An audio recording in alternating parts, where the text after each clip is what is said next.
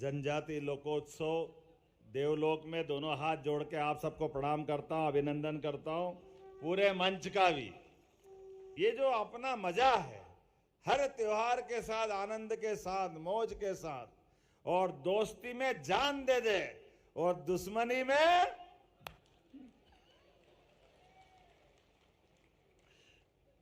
जब तक हिसाब चूकता नहीं हो जाए तो शांति से थोड़ी बैठेंगे। बात चढ़ गई तूल पे तो भारत माता की जय होके मानेगी।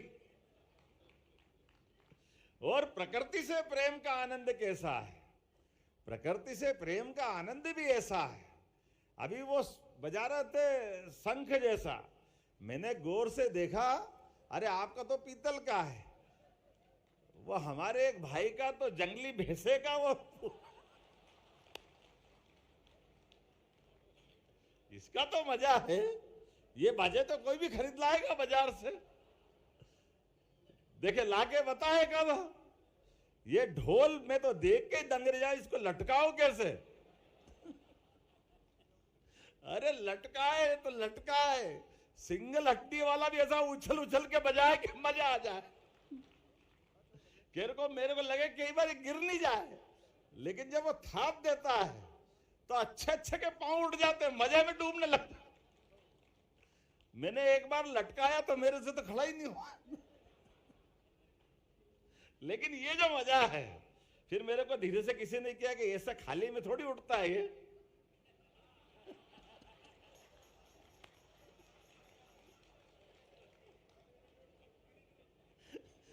ये आपने पानी पिया है, पानी से थोड़ी उठेगा।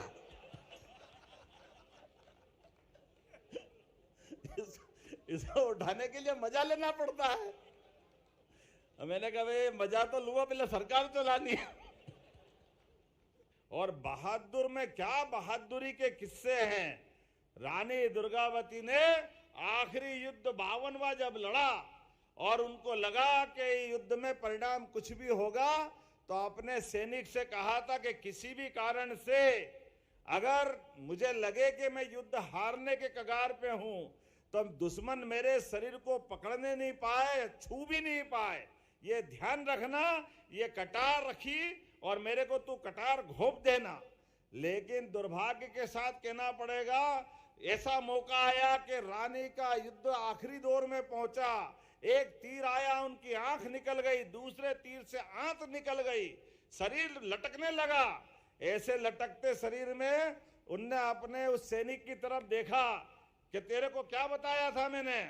सैनिक ने कहा, मां आपने मुझे रोटी खिला के पाला पोसा बेटे की तरह, मेरे हाथ में ताकत नहीं कि मैं अपनी मां की हत्या कर दूं, मेरे लिए ये बस में बात नहीं है। उन्होंने कहा, मेरे साथ रहने वाला मेरे बेटे समान सेवक, तेरे लिए ये चुनौती की घड़ी थी, लेकिन कोई बात नहीं, तूने मेरे प्रति ममता दिखाई है। लेकिन ये ममता की जरूरत नहीं है। आज के अवसर पर अपनी इज्जत बचाते हुए देश धर्म की खातिर पे तलवार छीनती है, कटार छीनती है, अपने शरीर में घोंपती है और अपने आप को कुर्बान कर देती है। ये गौरवशाली इतिहास अपने समाज का है, इसको याद रखने की जरूरत है। ये हमारे जीवन में सदैव जन्म मिला है, हर एक कोई मरेगा, लेकिन जन्म लेने के बाद जो जीवन को सफल कर दे, वो अगर कोई समाज है तो हमारा जनजाति समाज है। मैं आपको प्रणाम करता हूं, आपको बधाई देना चाहता हूं। लेकिन इन सबको प्रणाम करता हूं, आपने अपनी संस्कृति को बचाने का प्रयास किया है। तो मैं आज के इस अवसर पर हमारे जैसे ये अपने अलीराजपुर, झाबुआ, बड़वानी, इस बेल्ट में भगोरिया उत्सव होली पे बहुत बढ़िया होता है। तो ये एक एक करके सभी समाज के ऐसे बड़े उत्सव को राज्य की स्तर पर मनाने की घोषणा करता हूं, राज्य की स्तर पर सरकारी आनंद के साथ। तो ये भगोरिया उत्सव से शुरू करेंगे। हमारे बीच हमारे मंत्री जी आएंगे और हम भी आएंगे, मौका पड़ेगा धूमधाम से भगोरिया मनवाएंगे, उसका आनंद आएगा। नर्मदा जी का पानी किन किन क्षेत्रों में मिल रहा है, जरा हाथ खड़े करके बताओ जिनको नर्मदा जी का पानी मिल रहा। जोरदार ताली बजा। जहां नहीं मिल रहा वहां भी दिलवाएंगे।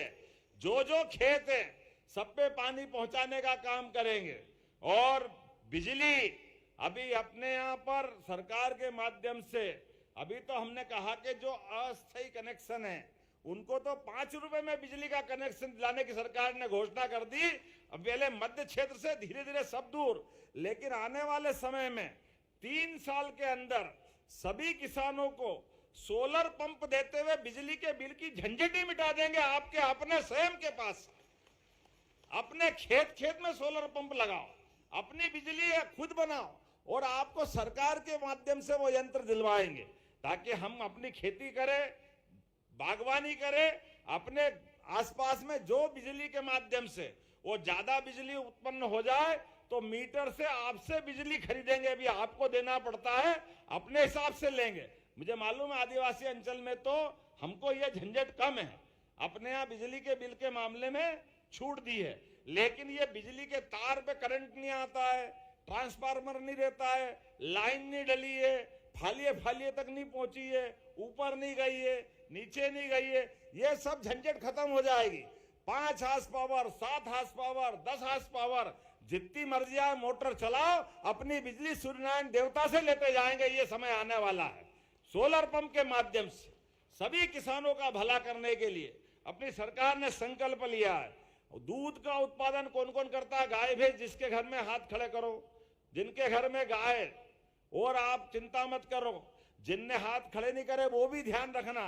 अपनी सरकार के माध्यम से दूध उत्पादन बढ़ावा देने के लिए हम अभियान चला रहे हैं। जैसे अभी गेहूं पे 2600 रुपए क्विंटल देने वाला, जोरदार अभिनंदन करो।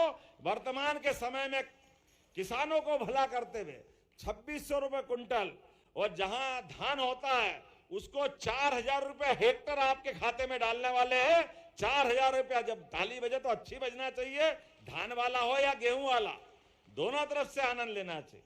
तो 4000 रुपया प्रति हेक्टर आपके खाते में डालेंगे। और दूध आप उत्पादन करोगे तो दूध पे भी 5 रुपया लीटर का बोनस आपको देंगे। ये अपनी सरकार ने निर्णय लिया है। दूध हमारे किसानों के घर में होना चाहिए, क्योंकि अपने देश की पहचान ही दूध दहियों से होती थी। अपने देश के अंदर गौपालन ये कोई छोटी मोटी बात नहीं। हमको मालूम है बच्चे बच्ची को अभी कुपोषण की बीमारी आती।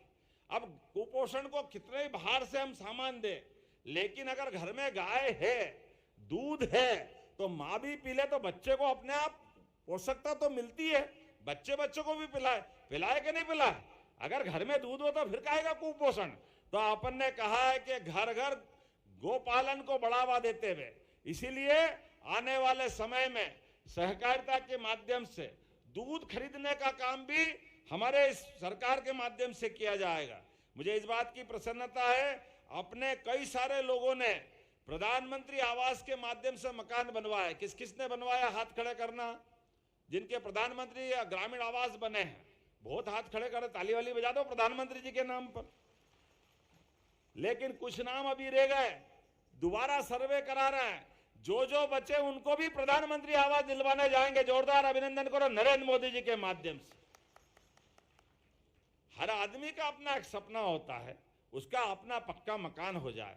ऐसे में हमारा सौभाग्य यशस्वी प्रधानमंत्री के माध्यम से बिजली हर घर तक, पानी हर घर तक, हर एक व्यक्ति का पक्का मकान, और 2028 तक खाने के लिए राशन भी निःशुल्क देने का काम सरकार के द्वारा किया जा रहा है। बच्चों को पढ़ाने लिखाने का, पक्की सड़क बनाने का।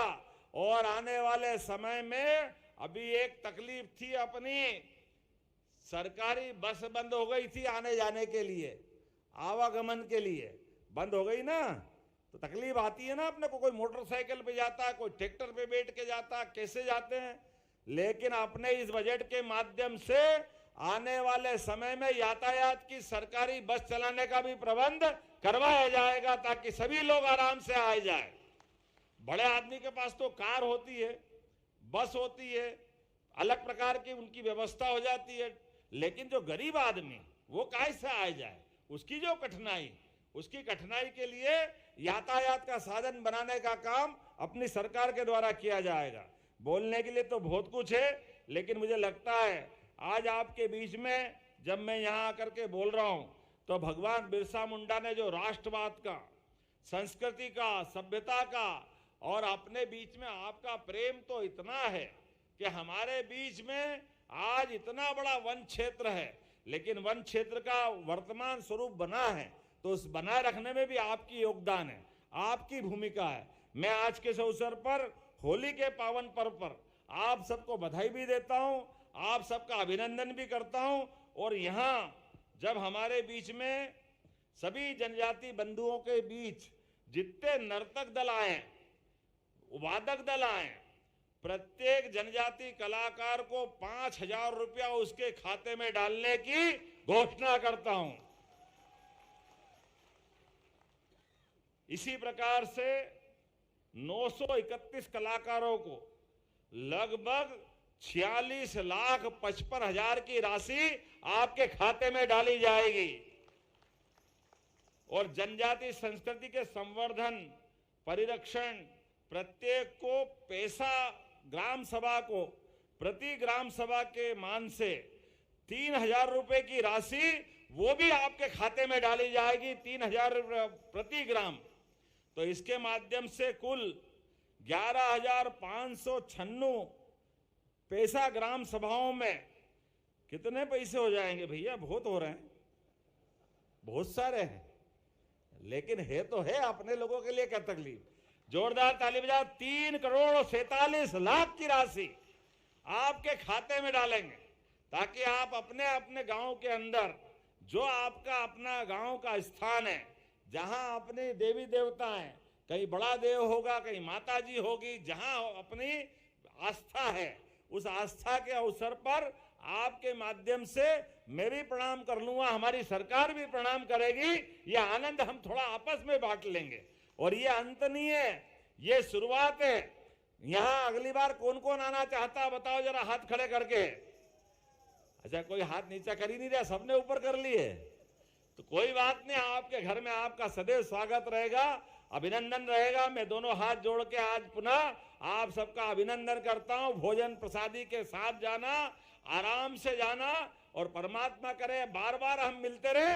बोलो भारत माता की, भारत माता की, बड़ा देव की, माता जी की। बहुत बहुत धन्यवाद।